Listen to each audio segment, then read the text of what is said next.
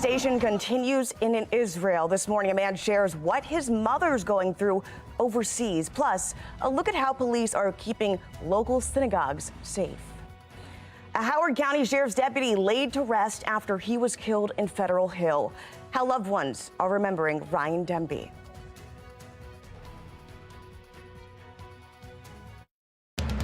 Live from WBFF in Baltimore, this is Fox 45 Morning News. Good morning to you. Looking live over Towson here at 7 a.m. Thanks for being with us this Saturday, October 14th. I'm Taylor Stewart. We are going to have a great day today, and we're going to get to your forecast in just a minute. But let's go ahead and switch gears here as we move on to Israel. The war continues to rage on here. This morning, the conflict in the Middle East is escalating. Israel's embarking on a full ground and air invasion as we come here on air. You're looking at some of the 1 million people in the northern part of Gaza told to leave to flee for their lives. Let's bring you some live pictures out of Gaza where the bombardment is currently underway. Right now, the war has claimed at least 3,200 lives. It's been a week since Hamas launched this surprise and deadly attack in Israel. Now, right now, more than 100 hostages are still being held in Gaza. That includes a number of Americans. Israel's vowing revenge while it works to rescue those who are being held hostage by Hamas. We don't want to hurt them. The camouflage of the terrorists is the civil population. Therefore, we need to separate them. Now, for those in the Middle East and here at home, it's as scary as this conflict unfolds. Now, Keith Daniels joins us with more on the local impact. Keith. It has a toll. As the war between Israel and Hamas escalates, Ofer Sabbath is among thousands of Jewish people in the Baltimore area with thoughts of and hope for the people of Israel. For Sabbath, deep concern. His 87-year-old mother, Dahlia, is over there. A few times a day I find myself in tears. I was an officer in the Israeli army, and I never felt like this. Dahlia lives alone in a village north of Tel Aviv. She told her son to stay in the U.S. Actually, right now, all over Israel, it's under threat of missiles and bombing. Sabbath gives the latest on his mother's condition and her thoughts. He was just off the phone with her when we talked to him. He said he asked his mother, "What should he say to me?" And she told me, "Tell him that we have no other country, we have no other home." And she started to cry. As the war intensifies, 1 week Saturday since the horrific attack on Israel, there's a warning from Israel to Israelis and Jews around the world.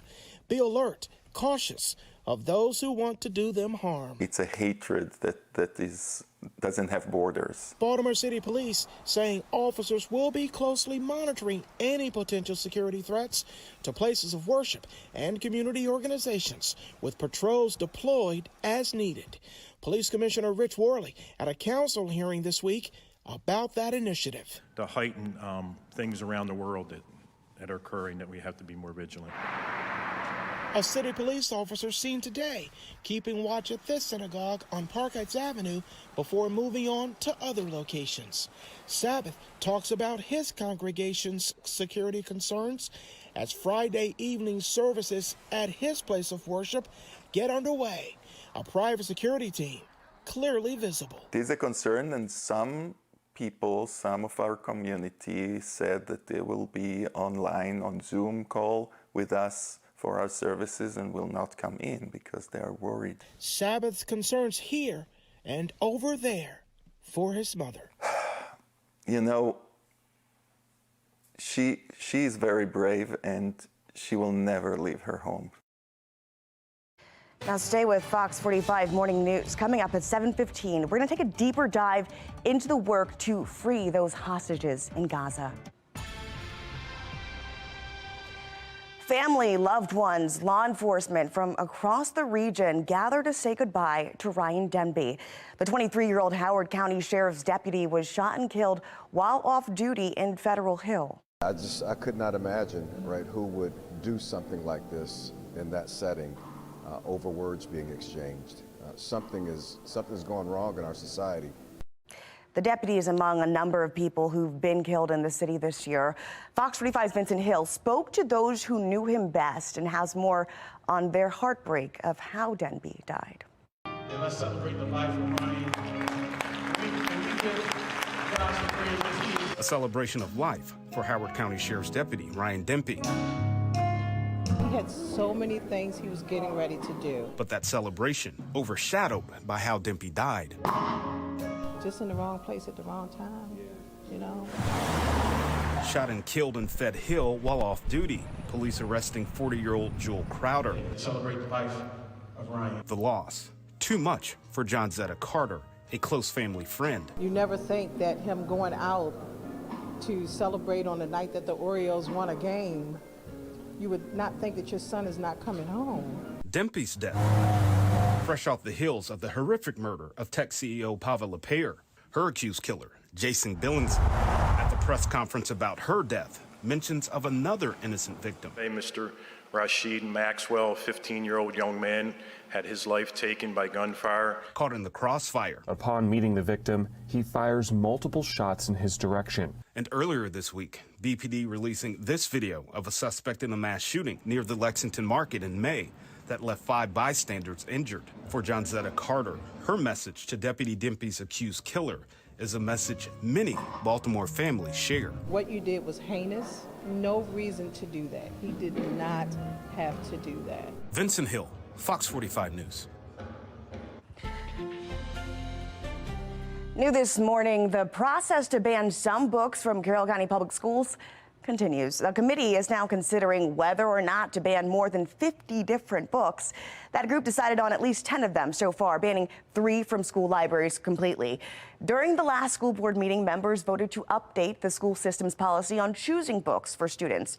The board wants to develop a definition for sexually explicit books. Parents have been speaking out on book bans for weeks now.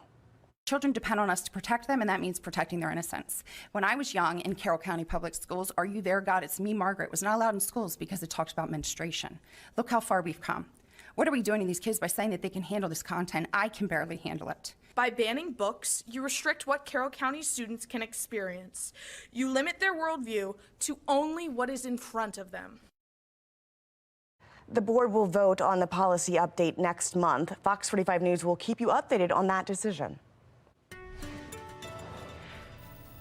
All right, on the weather front, we continue to see showers tracking into the area. This is just the beginning. Okay, on and off rain likely throughout the course of the day here.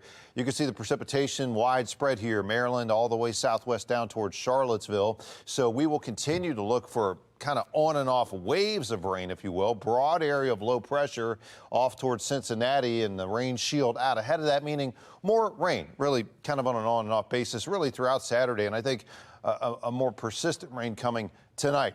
Mid upper 50s right now. It is a cool start this morning and a damp one. Already seeing some showers out there across the city.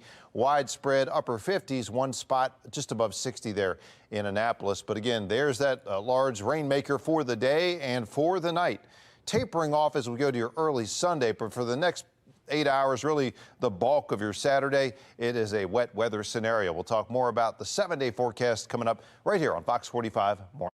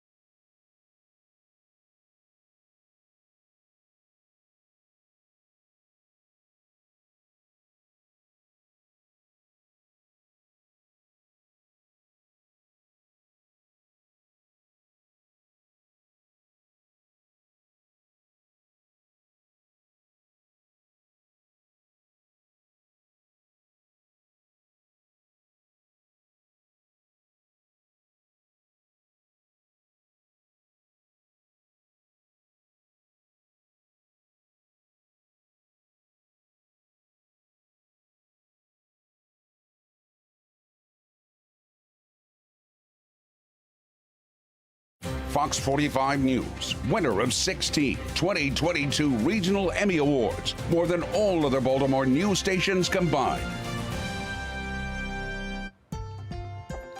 All right, runners, on your mark, get set and go. Thousands are going to hit the road today for the Baltimore Running Festival. Might be in some rain a bit, but traffic will come to a screeching halt in some areas.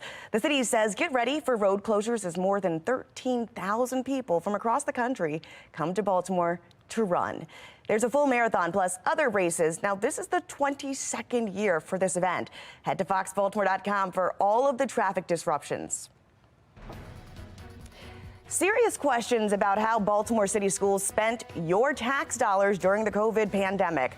Project Baltimore is investigating after finding a school's police officer was paid more than $100,000.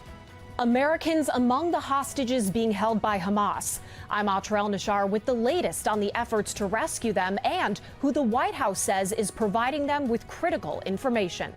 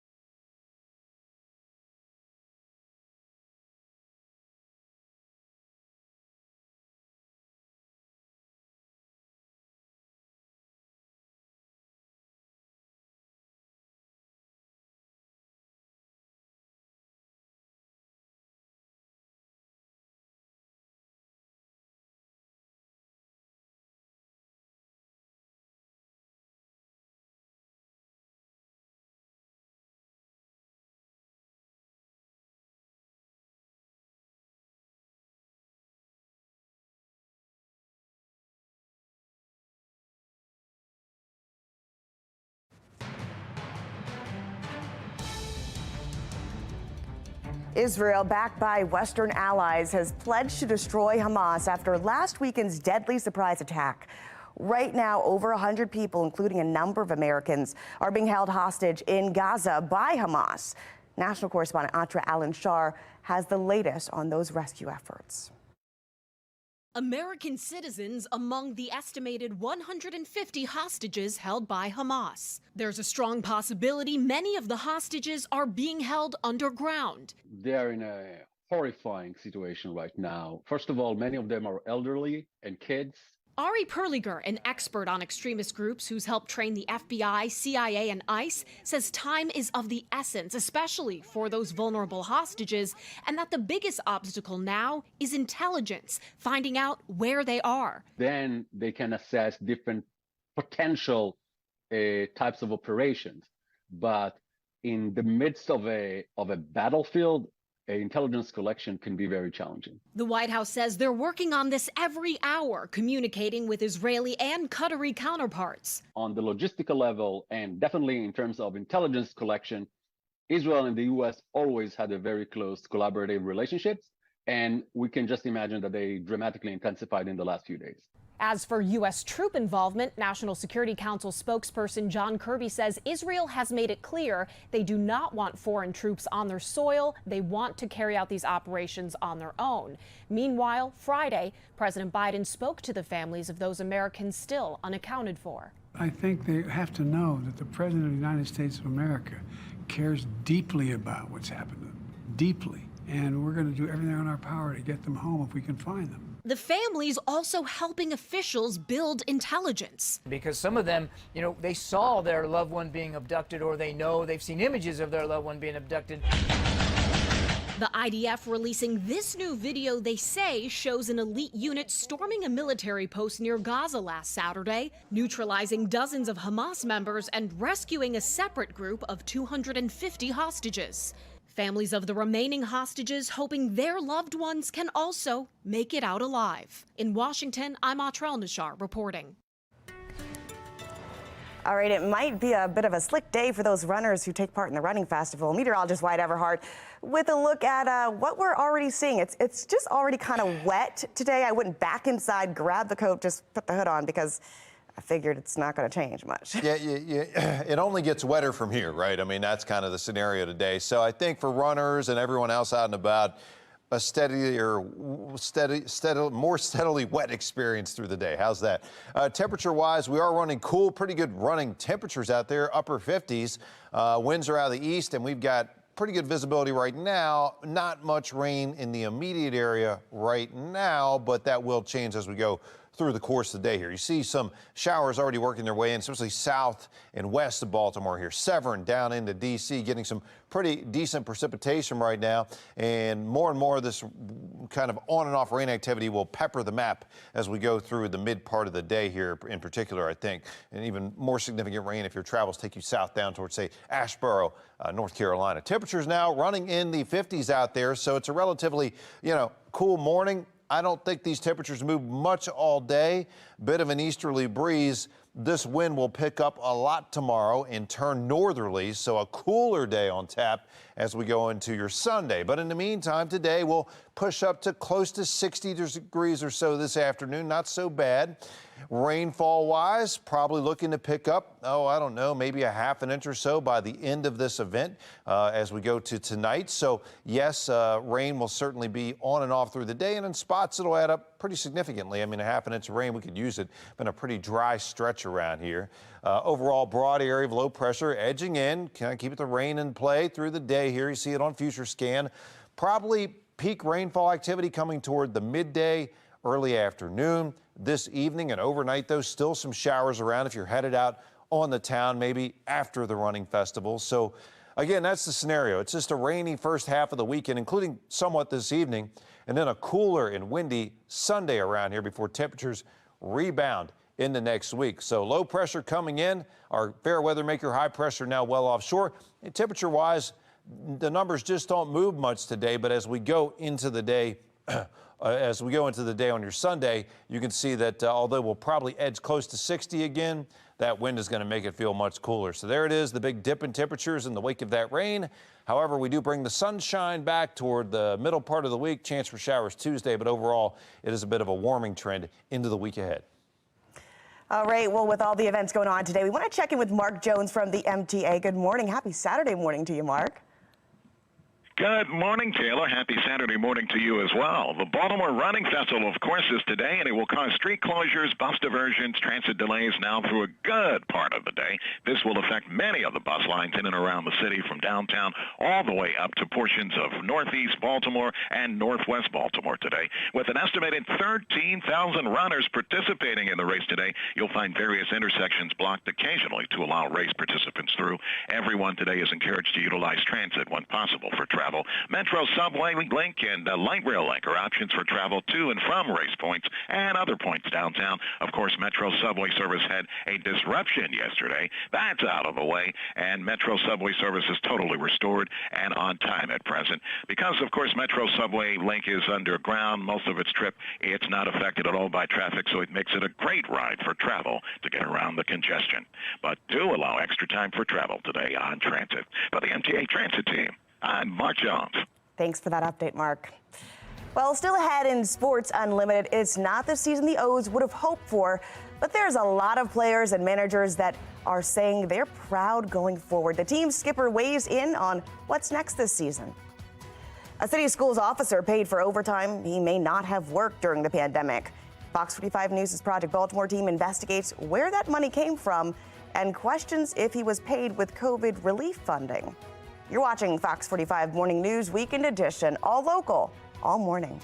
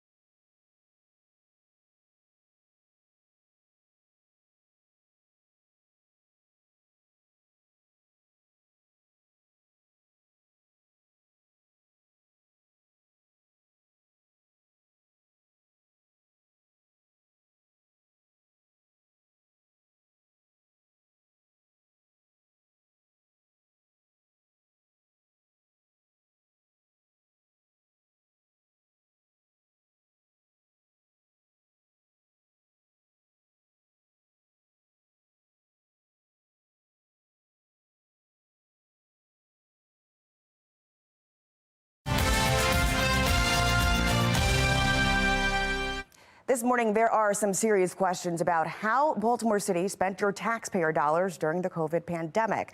Now, for months, Project Baltimore's team has been investigating where that money went, and much of the money, keep in mind here, came from the federal government. But as Chris Papps explains, one city school resource officer was paid more than $100,000 of it.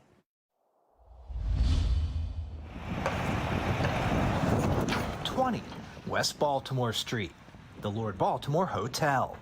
For nearly 100 years, this elegant hotel has played host to Baltimore's guests. But starting in May of 2020, it served a different function. We think this is such an important resource for individuals who can't safely isolate. That month, this hotel was transformed into temporary housing for people who tested positive for COVID-19.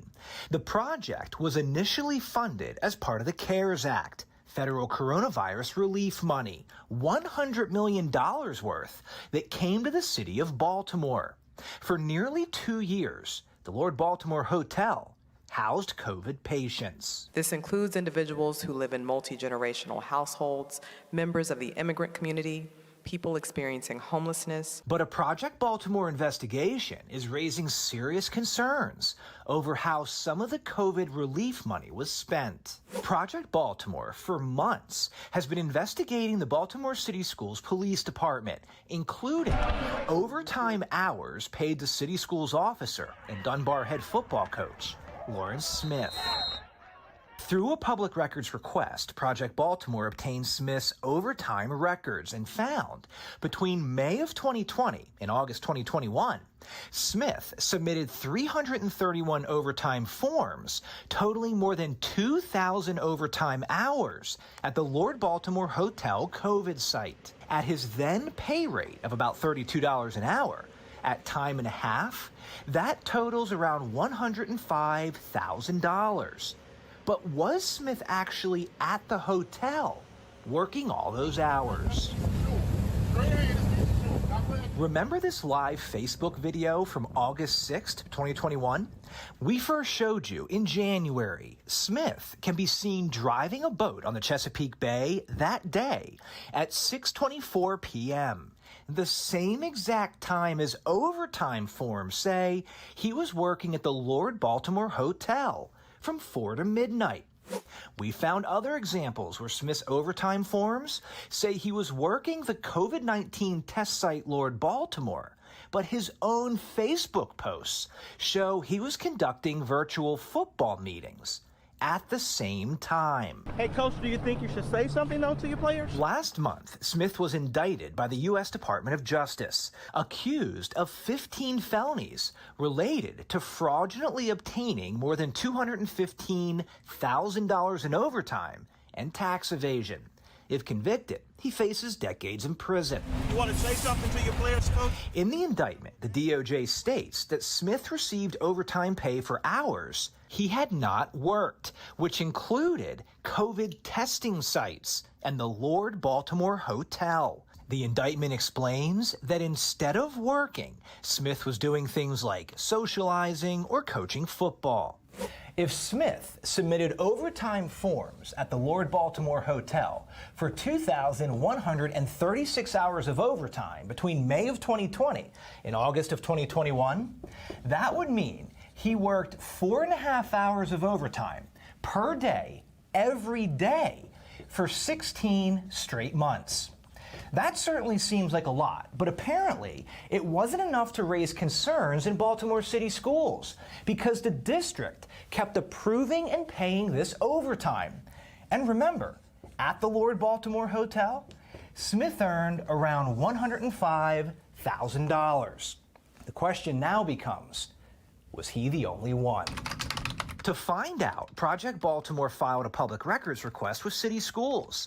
We asked how much overtime city schools police officers were paid for working at the Lord Baltimore Hotel during COVID. We also asked for those officers' names.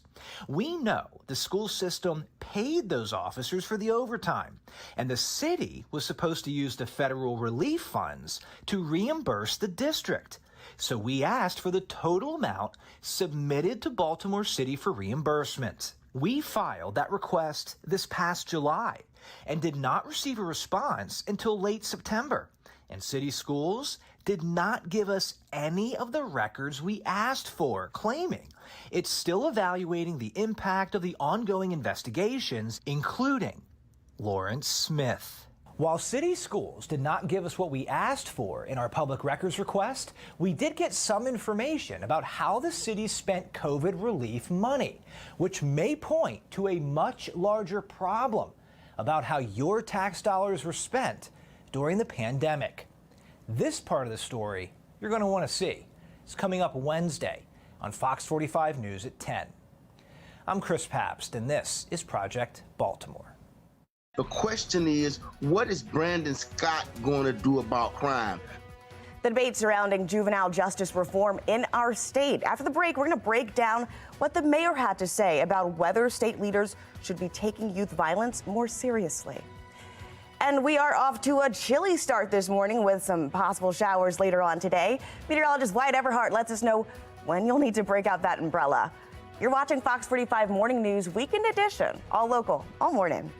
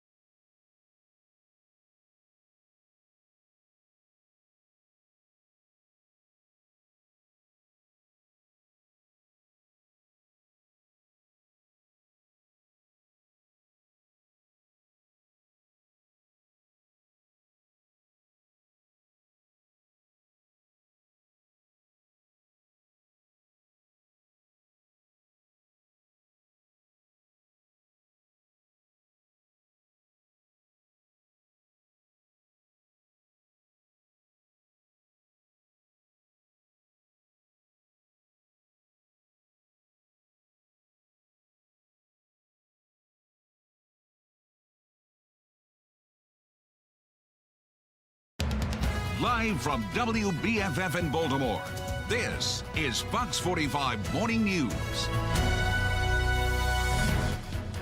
Good morning to you. Looking live over our gorgeous Charm City. You can see that sun is not peeking through yet. Thanks for being with us this Saturday, October 14th. I'm Taylor Stewart. Let's go ahead and get to your forecast because there's so much going on today. Meteorologist Wyatt Everhart. I'm sure the runners aren't really looking forward to running in rain, but that's kind of where we are today. I think it is. It's going to be a raining running fest for sure today. On and off rain, not to say a steady soaking rain, but certainly showers on and off of a good possibility. And that continues really right through the midday and even into the late afternoon. So definitely dress for rain today. Cool conditions. We'll talk about a sunnier Sunday, though, coming up. Right now, the search is on for a man police say is armed and dangerous. They say 18-year-old Javon Williams is one of the two people who shot 5 people at Morgan State University just this last week. A 17-year-old has also been arrested in connection with this mass shooting. The arrest of that juvenile is reigniting calls for change to how Maryland deals with juvenile offenders. Fox 45's Jeff Abel pressed the mayor on whether he'll push for change in Annapolis during the next session. On a community walk through North Baltimore, Mayor Brandon Scott was taking aim at this state's broken juvenile justice system. We have to build a juvenile justice system that works from the ground up. Every single portion of it has to be looked at. I've been talking about that for years now, as you know. To hear him say that infuriates me. Kenji Scott, the former leader of a juvenile justice coalition in Maryland, says the mayor has never endorsed an overhaul of the system. I have talked to him about that, and he was very dismissive. So to hear him say that now is definitely a slap in the face. Every city in America, every place in America has violence. The mayor insists Baltimore is hardly alone in the war on juvenile crime and is calling on Washington to step in. Nowhere in America is exempt from gun violence, and until we deal with this issue as a country, cities and states will be left alone to deal with it, and that's not enough. This is not necessarily a national phenomenon. Ryan Coleman is president of the NAACP in Randallstown. I need him to do all he can do to stop this violence. We need him to focus on what's happening in Baltimore, not what's happening in Timbuktu. But longtime activist Kenji Scott believes the mayor's plea for a new system and new aid from Washington may be too little too late. Everyone needs to do something except Brandon. The question is, what is Brandon Scott going to do about crime? We've yet to see that. Well, meantime, gun accessibility is bleeding into the classroom. This past week, loaded guns were confiscated from students in 2 separate incidents. In Baltimore County, a 15-year-old is facing charges for bringing a loaded handgun to Sparrows Point High School. In Baltimore City, administrators confirmed a 15-year-old student brought a loaded handgun to Joseph Briscoe Academy and threatened to get the weapon following an incident with a staff member. Joining us this morning, we've got Clyde Boatwright. He's the president of the School Union for Police. Good morning to you. Good morning. Thank you for having me. Absolutely. Wish you were here on better circumstances. This is all following last week where we had a substitute teacher in Baltimore County bring a loaded gun to school. It feels like we are one dangerous but preventable incident from something we never really want to have that conversation about. Absolutely. I mean, if we're looking at some of the things that we're seeing both in the city, in the counties, also, you know, Prince George's County, also in Montgomery County, these incidents of people arming themselves to come to school is something that we really need to take a look at as a state and as a community to see why our young people are deciding to arm themselves. And I don't want to talk over the young people because I'm sure that this has an impact on the learning environment and the environment for the school resource officers who are in the building trying to protect young people. Tell me how this impacts all of that. Yeah, as a police officer that's primarily responsible for school students, the worst thing that you can have happen is a serious incident where a student is injured due to gun violence. And so that's our fear every day. And our officers make sure that they go, and throughout the state, not just localized to Baltimore, our officers throughout the state go through every measure to protect students in the classroom. But obviously as gun violence and the accessibility to it ramps up, you can't catch them all. And you see that this is happening and now coming into the classroom. What do you think needs to change? Well, we're now starting to see our college campuses impacted. We have a 17-year-old that's charged and an 18-year-old wanted for the incident at Morgan State University. So holding people accountable who decide to arm themselves and use firearms against people, it should be the main priority going forward for this legislative session. Having safer communities starts with putting bad people who decide to make poor choices and decide to hurt other people. Putting them in jail is the best way to protect our communities.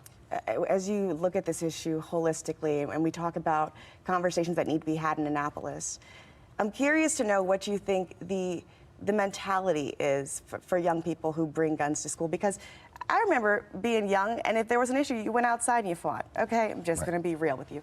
Why do young people feel like they need to bring guns into the school building? Have you had any conversations? Yes, I've had plenty of conversations with young people, and each one of them tell us the same thing. They do not understand conflict resolution and how to address their problems. So what we've seen with the fact that television glorifies violence a lot, to get these young people to understand that that's not the best way to handle your problems. You know, I don't even encourage going outside and fighting anymore, because those fights really escalate, and that becomes a huge problem. We're going to leave it right there. Clyde Boatwright, the president for the School Union for Police, I appreciate you coming in with us. Thank you. Thank you for having me. All right, as the war in the Middle East rages on, synagogues and mosques across the U.S. are on high alert. We have the latest on the conflict and how it's affecting communities right here at home. I'm Wyatt Everhart, tracking more rain as it pushes its way into Maryland. We'll talk about how long the rain lasts and what we can expect in Sunday and beyond. It's straight ahead right here on Fox 45 Morning News.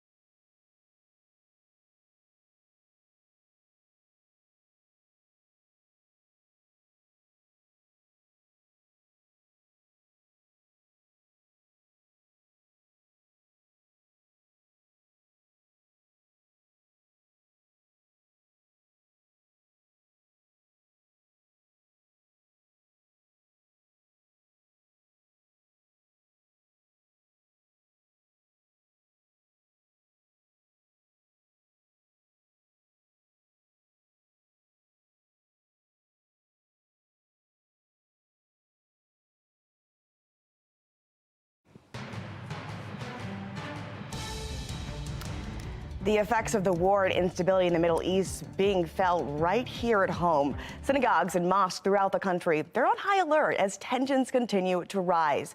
Paul Rivera from our affiliate in Seattle spoke to members of one synagogue who'd had to take precautions after an alarm was tripped on Thursday night. 8 Seattle police cars and a bomb squad K-9 were set up around Minyan Or Hadash, a synagogue in Seattle's Seward Park neighborhood. Synagogue member Mordechai Triger told us this all started the night before when the alarm went off. And we decided that this wasn't a good week to just sweep that under the rug, so we called the police. Triger said police looked around the property that night, but the next day an inside security sweep of the building was requested as a precaution. They took a look around the building and they brought in a dog, and thankfully nothing happened. Those at the synagogue say they're always prepared with security in mind, but now even more so. This week in particular, obviously, emotions are a lot higher than they are normally, but it's something that we're aware of, 365 days a year. As the war between Israel and Hamas continues, so do tensions here locally. We are certainly concerned about safety in religious institutions, particularly in the synagogues. Earlier this week, Seattle Mayor Bruce Harrell said that extra police patrols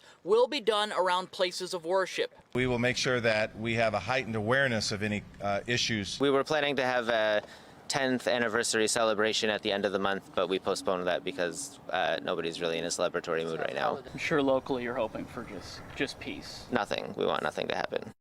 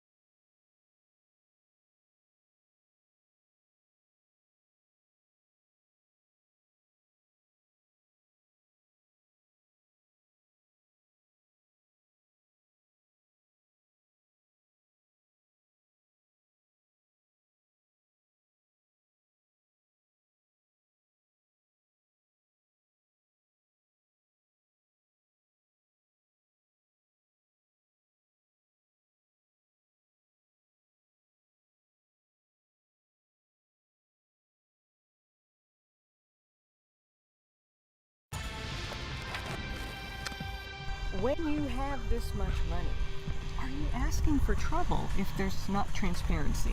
Absolutely. Yeah. Jonathan Stoltman is executive director of the Michigan-based Opioid Policy Institute. The opportunity for trouble is massive with $50 billion. My concern is, is it cronyism? Is there some sort of waste, fraud, and abuse that's happening because you can't look at it? OpioidSettlementTracker.com is a website that works to track opioid settlement spending nationwide, founded by attorney Christine Minhee. In many cases, it seems they want to have this illusion of transparency. That's exactly right. Public reporting of opioid settlement expenditures is not required by the settlement agreements themselves. So we're in wild, wild west territory. Minhee found only 16 states promised to publicly report 100% of their opioid settlement spending. Another 16 have not agreed to report any spending publicly at all, and the rest only a portion of it. Michigan so far getting $1.5 billion, among those with no pledge to publicly report. It's all very backdoor, secret stuff, and that's scary. If you search online, most states do post some information, like this 2023 spend plan for Michigan. It lists general categories for spending, like treatment, prevention, and recovery, outlined in the settlement agreement as priorities. But if you try to find details, you can spend hours clicking through their links and still find nothing on actual expenditures. When you drill down and try to figure out where exactly was that money distributed, to what organizations, and for what purpose, boy, it's really difficult to find. It's nearly impossible to truly figure out exactly what's going on. Spotlight on America reached out to the governors and attorneys general in 3 states, Ohio, Pennsylvania, and Michigan, which are among those most impacted by opioid deaths. Pennsylvania and Ohio declined to talk to us. At first, Michigan said yes. Today, I'm pleased to announce that my department has signed a settlement with Their Attorney General, Dana Nessel, has been a prominent voice speaking about the settlement and regularly travels the state holding roundtable discussions about it. But when we told her office we wanted to ask about the transparency issue, they canceled, saying they were not familiar with complaints that the process hasn't been transparent. That, despite the state's own Opioid Advisory Commission in its first annual report, citing numerous challenges in accessing information and calling for more public transparency and governmental accountability. I, as a resident of Michigan, can't tell what's going on by the state of Michigan. I don't trust it. We'll be looking closely at more states as we continue our investigation of how this huge pot of opioid settlement money is being spent nationwide. For Spotlight on America, I'm Angie Moreski. All right, cloudy day out there right now, and for the Baltimore Running Festival, it's going to be an on and off rain scenario. Cloudy conditions now, good running temps, 57 right now at least. Annapolis 61, 54 in Easton. These numbers are not going to move much today under a cloudy sky. Not much of a warm up on tap. We've got quite a bit of rain out there from Pennsylvania, also down into Virginia. Maryland actually in a more scattered shower situation right now. I think we'll see on and off rain here through the bulk of the morning. D.C. clearing out, but another wave of rain poised to the south and west, and a lot of that could clip into Maryland as we work toward the midday. So wet weather scenario, cool weather scenario for this Tuesday. Certainly feeling like October out there. Not much wind right now, fairly light and variable, but that wind will be turning north as we go into Sunday. Much windier day on tap for the second half of the weekend. Today, it's a mostly rainy scenario. There could be a few breaks of sunshine, but I think mostly cloudy most of the day and a struggle to get out of the 50s. How much rain? Probably about a half an inch or so in many spots as we get into the overnight hours and the event ends. I will say this, Maryland could use the rain. We've had a very dry stretch here by early October standards, and now we're going to get some relief here with that rain coming in. If you overseeded the lawn or something like that, you've got the rain coming in for that for you. However, I do see a drier pattern emerging behind this boundary as early as Sunday, although we'll still see maybe a few spritzes of rain early Sunday. But into the early part of the week, we're going to see the clouds break up. That low pressure gets offshore, and that allows for a just brisk and breezy Sunday and a slow rebound next week in terms of a little more sunshine, warmer temps. 70 will be back within reach toward the middle part of next week anyway. But in the immediate future, it's cooler air behind this front. Not frigid, but cooler for Sunday. You can see today struggle to get to 60, but tonight numbers dropping down into the 40s. And remember, that'll be with some wet ground too, wet conditions out there. So a pretty cool and damp start on your Sunday. And that's a pretty big dip in temperatures here for about 3 days. Now, once we get into Wednesday, Thursday here, and you'll see it better on the 7-day forecast, you do see the numbers bouncing back into the low 70s even by Thursday and Friday. One more chance for rain, it looks like, as we go into Tuesday. Remember, the latest weather 24/7 at FOX40FoxBaltimore.com.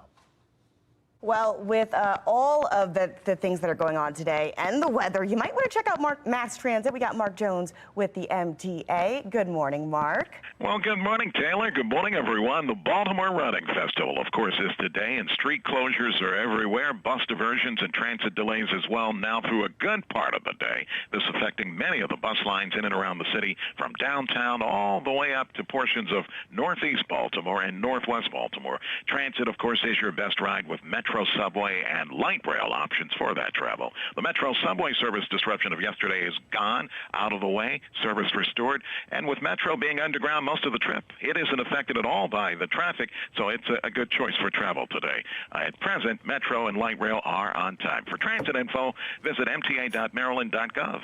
For the MTA Transit team, I'm Mark Jones. All righty, thanks, Mark. Well, the Orioles aren't the only birds in Baltimore. How the Ravens are gearing up for this week's matchup across the pond just ahead.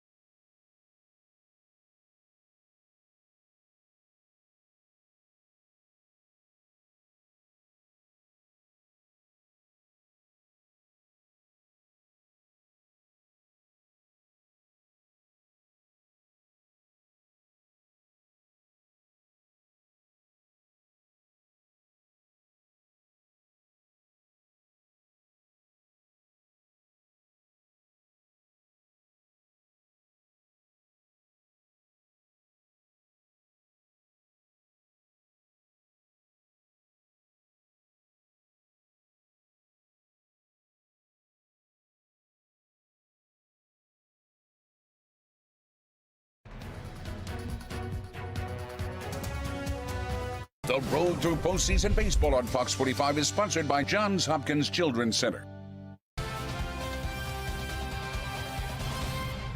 Welcome into your morning sports report. I'm Rocco DeSangro. O's fans, how we doing? I know it's not the end of the season you would have hoped for, but there's a lot to look forward to in the coming months and years because of this ball club.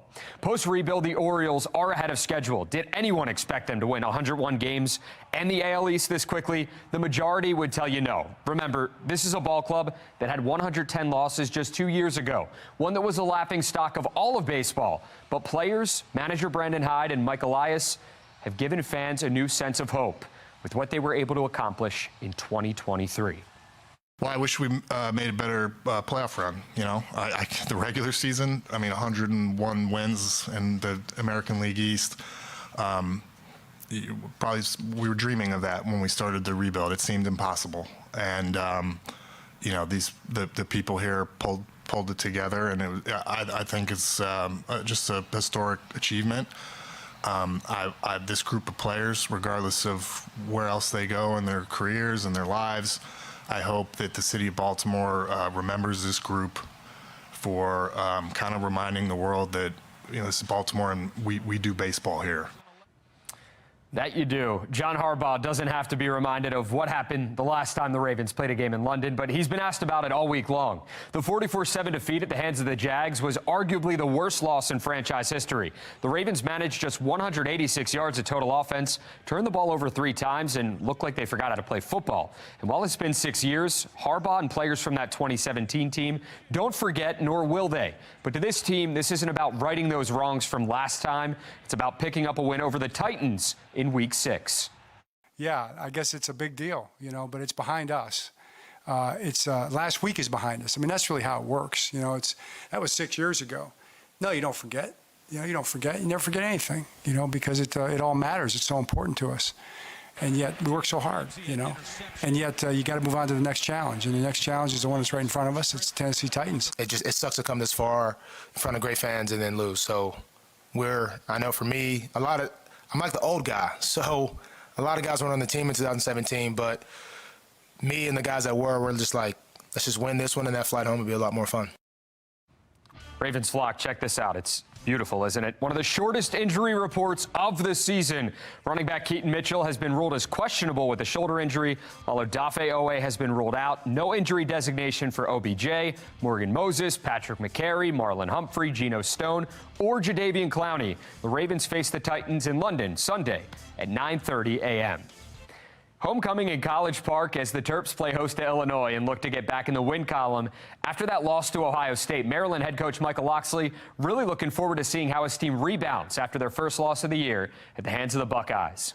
They're dealing with some injuries and things, but I think they'll be getting some players back. But they're a dangerous team, and coming off of a tough loss where our players invested a lot of energy and effort into that Ohio State game, it's going to be important for me to get this team back and snap back to where we can create the momentum that we're going to need to have for the second half of the season. That's going to do it for Sports Unlimited. I'm Rocco DeSangro. Have a great college football Saturday.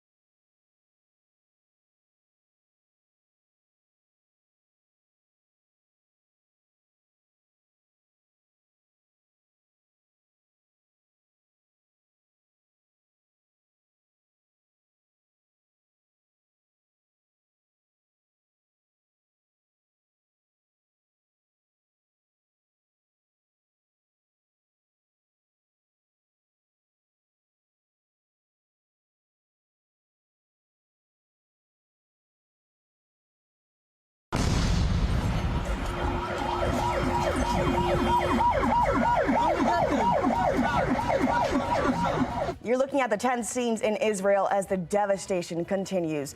This morning, a man is sharing what his own mother is going through overseas. Plus, a look at how police are keeping local synagogues safe. In Carroll County, parents, students, staff continue to clash over county schools' book ban. Fox 45 Morning News is taking a look at both sides of this debate. And I'm Wyatt Everhart. Our next weather maker has arrived into Maryland, bringing showers on and off through this Saturday. When does it get out of here, and how does the rest of the weekend trend? We'll answer that right here on Fox 45 Morning News. Live from WBFF in Baltimore, this is Fox 45 Morning News. 8:01 right now, looking live over Towson. A little bit of cloud cover because it's going to be a rainy one today. Thanks for being with us this Saturday, October 14th. I'm Taylor Stewart. Let's talk to the man with the plan, meteorologist Wyatt Everhart. There are lots of plans today, and folks are going to want to use a little extra caution. Yeah, I guess the man who tries to help you plan your plans, right? And look, you got a plan for rain today. That's the bottom line. On and off, not an all-day steady rain, but on and off showers to be sure. Right now, we've got widespread mid and upper 50s out there. Various reports of rain across the Baltimore area, but you can see these showers kind of moving fairly quickly from west to east. So you briefly get into a downpour and then you're clear and you're back into some showers. It's going to be one of those type of scenarios for this Saturday. Pretty broad system here with additional moisture back down toward Roanoke and Charleston. As the day gets going, we'll get more instability in the atmosphere, so probably more widespread rain as we work toward the midday today. But other than that, really just kind of a cool, rainy scenario. We'll talk about a sunnier Sunday around here as well as a cool trend in the outlook. It's all coming up. All right, sounds good. This morning, the conflict in the Middle East is escalating. Israel is embarking on a full ground and air invasion right as we come on air here. You're looking at some of the images from the 1 million people in the northern part of the Gaza Strip.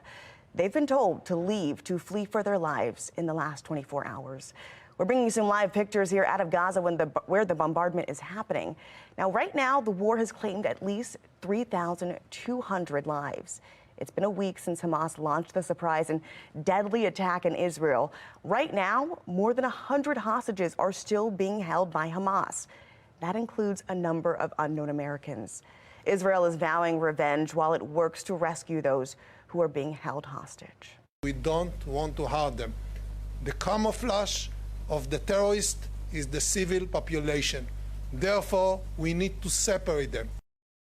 Now, for those in the Middle East and here at home, it's a scary time as this conflict unfolds. Keith Daniels joins us more on the impact it's having on folks here locally. It has a toll. As the war between Israel and Hamas escalates, Ofer Sabbath is among thousands of Jewish people in the Baltimore area with thoughts of and hope for the people of Israel. For Sabbath, deep concern. His 87-year-old mother, Dahlia, is over there. A few times a day I find myself in tears. I was an officer in the Israeli army, and I never felt like this. Dahlia lives alone in a village north of Tel Aviv. She told her son to stay in the U.S. Actually, right now, all over Israel, it's under threat of missiles and bombing. Sabbath gives the latest on his mother's condition and her thoughts. He was just off the phone with her when we talked to him. He said he asked his mother, "What should he say to me?" And she told me, "Tell him that we have no other country, we have no other home." And she started to cry. As the war intensifies, 1 week Saturday since the horrific attack on Israel, there's a warning from Israel to Israelis and Jews around the world. Be alert, cautious of those who want to do them harm. It's a hatred that doesn't have borders. Baltimore City Police saying officers will be closely monitoring any potential security threats to places of worship and community organizations, with patrols deployed as needed. Police Commissioner Rich Worley at a council hearing this week about that initiative. To heighten things around the world that are occurring, that we have to be more vigilant. A city police officer seen today keeping watch at this synagogue on Park Heights Avenue before moving on to other locations. Sabbath talks about his congregation's security concerns as Friday evening services at his place of worship get underway. A private security team clearly visible. It is a concern, and some people, some of our community said that they will be online on Zoom call with us for our services and will not come in because they are worried. Sabbath concerns here and over there for his mother. You know, she is very brave and she will never leave her home. New this morning, the process to ban some books from Carroll County Public Schools continues. A committee right now is considering whether or not to ban more than 50 books. They decided on at least 10, banning 3 from school libraries completely. During the last school board meeting, members voted to update the school system's policy on choosing books for students. The board wants to develop a definition for sexually explicit books. Now, parents have been speaking out on book bans for weeks now. Children depend on us to protect them, and that means protecting their innocence. When I was young in Carroll County Public Schools, "Are you there, God? It's me, Margaret," was not allowed in schools because it talked about menstruation. Look how far we've come. What are we doing to these kids by saying that they can handle this content? I can barely handle it. By banning books, you restrict what Carroll County students can experience. You limit their worldview to only what is in front of them. The board's going to vote next month on a policy update. We're going to keep you updated on that vote and the decision that comes forward. Ford owners, listen up. Why your Ford Explorer might be at risk of rolling away.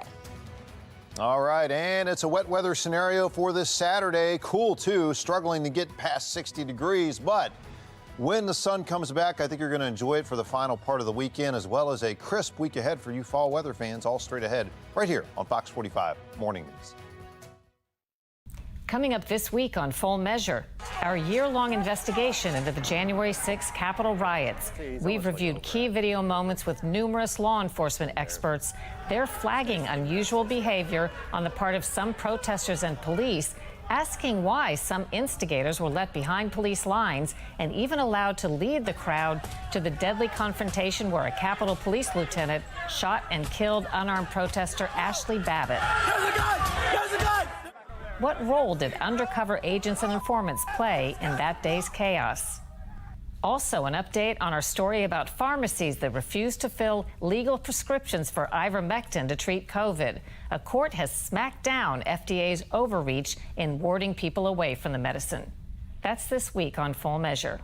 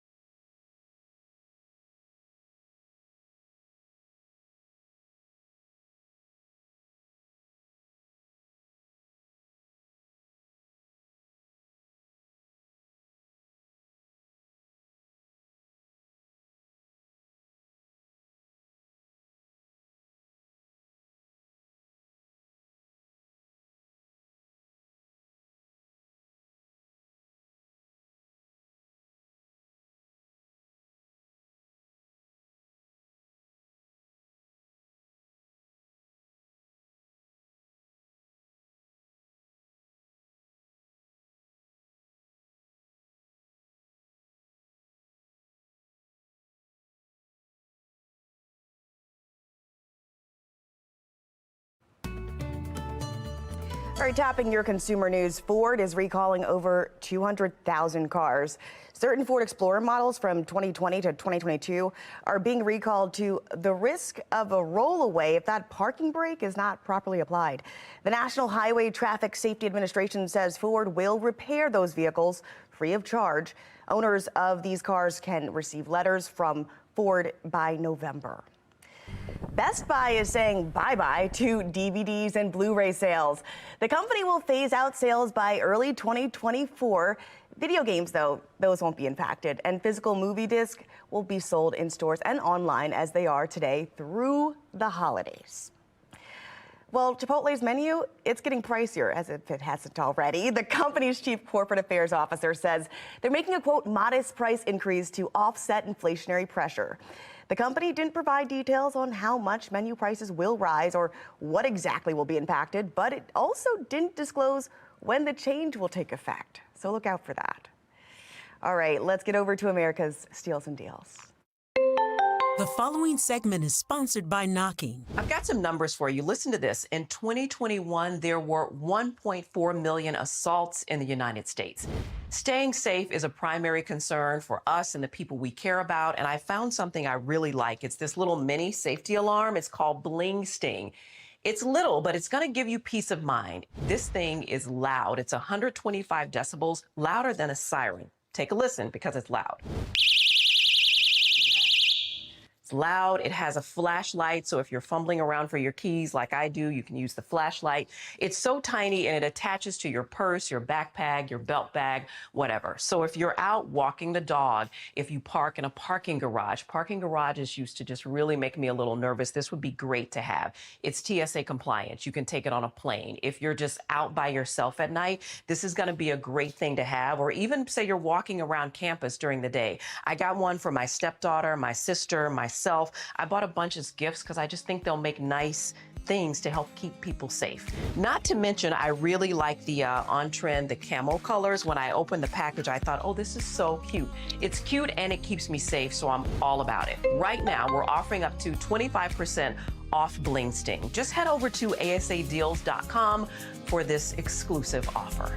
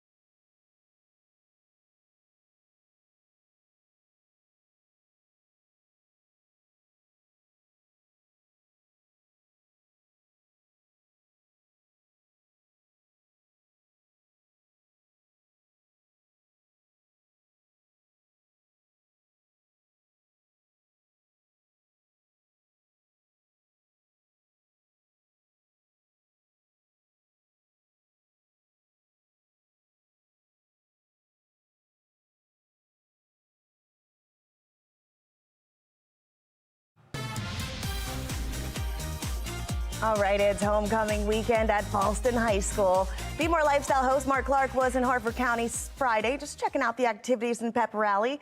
The week concluded with that Pep Rally and a Hall of Fame induction, where the school honored a number of high-performing athletes.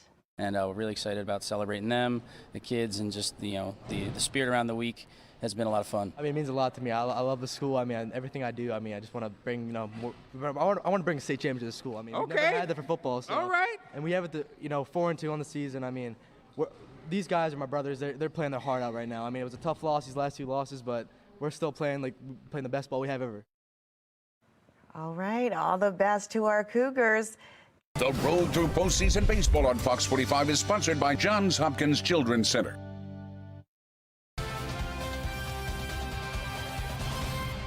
Welcome into your morning sports report. I'm Rocco DeSangro. It's not the ending the Orioles and the fan base would have hoped for, but it's the one they got. And while the team didn't accomplish the ultimate goal, it's hard not to deem this 6th season as a success. The Birds hope that the 101 wins and first AL East title since 2014 is just the beginning. Now the offseason gets underway with some big decisions looming. Who stays and who goes? Possible extensions for the organization's young stars. But Mike Elias not ready to talk about all of that just yet. I want to reflect on 2023, promise everybody and the fans that we're keeping our foot on the gas pedal for keeping Baltimore baseball great and having an even better season next year, and especially in the postseason, if we, to whatever degree we can control that. And there's a lot that goes into it, and we have an amazing farm system, and there's a lot of ways that benefits you. We came up short of what we expected out of ourselves. But there's a lot to be proud of, and there's a lot to, the guys are going to be back. There's going to be a lot to look forward to because they're really good players. You saw the guys that are going to be back sitting on that top step, many of them watching that celebration. We're your exclusive home for the 2023 World Series this fall. The Fall Classic begins Friday, October 27th. You can catch all the action right here on Fox 45. That's going to do it for Sports Unlimited. I'm Rocco DeSangro. Thanks for watching. Enjoy. All right, trending now. What's for dessert? Well, that's an important question because today is National Dessert Day, and there are plenty of desserts to choose from to complete your meal, from candies to pies, ice cream, cookies, pastries, cobblers. If you want to celebrate, you could order dessert first if you're going out, or you can make something homemade. Let's bring in meteorologist Wyatt Everhart into this conversation. What is your all-time favorite dessert? Oh, it's a tough call because my mom makes an amazing Toll House cookie, right? I mean, from scratch. But I got to say key lime pie. If there's one I just can't walk away from, right? Yeah. I mean, look, anything sweet with carbs is my go-to. Jonathan, our PA, brought me a donut this morning, so I'm getting started already. That's some good stuff right there. And it's like it changes with the time of year, right? Because we got the kind of the fall treats coming out now, right? Yep. I had some good apple pie the other day. So. That might be a good day for today with the rain coming through. You're right. Something hot out of the oven today. Yeah. Whether it's the Toll House or the pumpkin cookies, whatever you're doing. Because it's one of those kind of, a little raw. We've got the rain, we've got the clouds. We don't have the wind yet. The wind comes tomorrow, but by then the rain will be gone at least. 57 right now at BWI. Winds are light and variable, really. East at 7 at the airport. But this is the main weather maker here. You can see the widespread radar coverage here. Pittsburgh all the way back down in the Tennessee Valley with rain. Large area low pressure. We're just getting some on and off showers so far this morning, but I think a steadier rain is possible toward midday. Still on and off in nature, but I think we'll see more widespread rain through the midday and then just kind of lingering showers into the evening. They should clear out pretty rapidly, though, early in the day on Sunday. Mid-50s right now. It's a cool morning out there. Definitely a good morning to get the oven fired up, whatever you're baking. Maybe some cinnamon rolls, right, Taylor? And the wind, again, right now, very light. That's set to pick up tomorrow. A brisker Sunday on tap. Today, again, struggling to get out of the 50s because though we have a few peaks of sun on the graphic here, really it's more of a cloudy, rainy scenario for most of the day. Maybe a few breaks of sun, though, if we're lucky. And rainfall totals probably anywhere from, a third of an inch. Maybe some spots could pick up a half an inch if they get a good downpour midday or even later on this evening. Widespread system, again, it's fairly fast moving, though. So we we anticipate this thing to clear off to the east and move out to sea as we go through the weekend. You can see, again, chances for rain go up midday, but a lot of this may stay down toward Richmond. Still some rain around for sure. Definitely prepare for rain at any time today. That rain clears out, though, and kicks off to the east pretty rapidly, though, and we're left with just a partly cloudy sky here to kick off the day on Sunday, though breezier conditions will be coming down behind that system as well. So your weather headlines, bottom line, it's a rainy start to the weekend, a brisk and breezy second half of the weekend, and a slow rebound temperature-wise next week. It's going to take a while to get back to 70 degrees, which is still the average temperature this time of year around Baltimore. There's a low pressure area behind it, drier conditions and somewhat cooler conditions. Today struggling to 60. Tonight cooler air settles in as the rain comes to an end. And again, even though we're probably back to around 60, 62 on Sunday, with the wind it won't feel that warm. So it's a pretty good dip in temperatures here, but the temperature's finally climbing back here. You see it better on the 7-day forecast, climbing back toward the latter part of next week. And by the way, if you plan it early, good rain for that today. Some rain showers also back probably for us on Tuesday. All right, happening today, we've got the Baltimore Runners Fest. Runners, get ready, get set, and go, because thousands will hit the road for that running festival today. And traffic, it's going to come to a screeching halt in some areas. The city says get ready for road closures as more than 13,000 people from across the country flock to Baltimore with 18 different races, including a full marathon. So we want to make sure that you have a full availability to make sure you know where you can travel. Meet MTA, Mark Jones. We're going to check in with him. Good morning, Mark. Well, good morning, Taylor. Good morning, everyone. The Baltimore Running Festival is today, and it's causing street closures, bus diversions, and transit delays throughout the city and for a good part of the day today, affecting many of the bus lines in and around the city from downtown all the way up to parts of northeast and northwest Baltimore. Transit, of course, is your best ride. Metro, subway, and light rail are the best options. Metro subway service had a disruption of yesterday. It's gone. It's out of the way. Service totally restored. And with Metro being underground for most of the trip, it isn't affected by traffic, and that makes it a good choice for travel throughout the city today. The Charles Center and Shot Tower Marketplace metro stations put you right downtown, and from points east and west of the city for that, and it's light rail to the Camden Yard stop north and south of the city. Both are operating on time. For the MTA Transit team, I'm Mark Jones. All right, thanks, Mark. Maybe running. All right, we're talking dinner, drinks, and of course laughs. Probably some ugly laughs, though. Because joining us right now is comedian Coco Brown, and you may recognize her as Jennifer from Tyler Perry's For Better or Worse, or her roles in the Single Moms Club. But honestly, you have me dying in praise this year. Thank you. Morning. Thank you so much. You know, and I'm on Fox, so of course 911. That's Carla. Mention that. That's Carla. So you're performing this weekend at the Baltimore Comedy Factory. Yes. And I'm excited. What kind of topics are you going to be covering? Man, let me tell you something. Being that I have reached the ripe old age of 50, my comedy has definitely changed. From watching the BET Awards confused because I don't know anyone, nor do I know the lyrics or what's going on. Realizing I've become my parents, okay? That I'm like telling my 11-year-old, cut that mess off. That ain't real music. You know what I'm saying? So I've realized I've become my mother.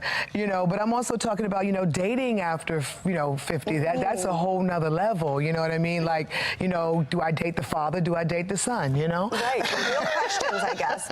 Your comedic timing is really what kills it for me. You're just so on point. When folks come out there and they want to get into your comedy this weekend, what is one thing you want them to look out for? Definitely look out for when I look up at the sky, that means I'm about to go totally from my heart, which means you have no idea what I'm about to say. I don't know what I'm about to say. It's just coming from me.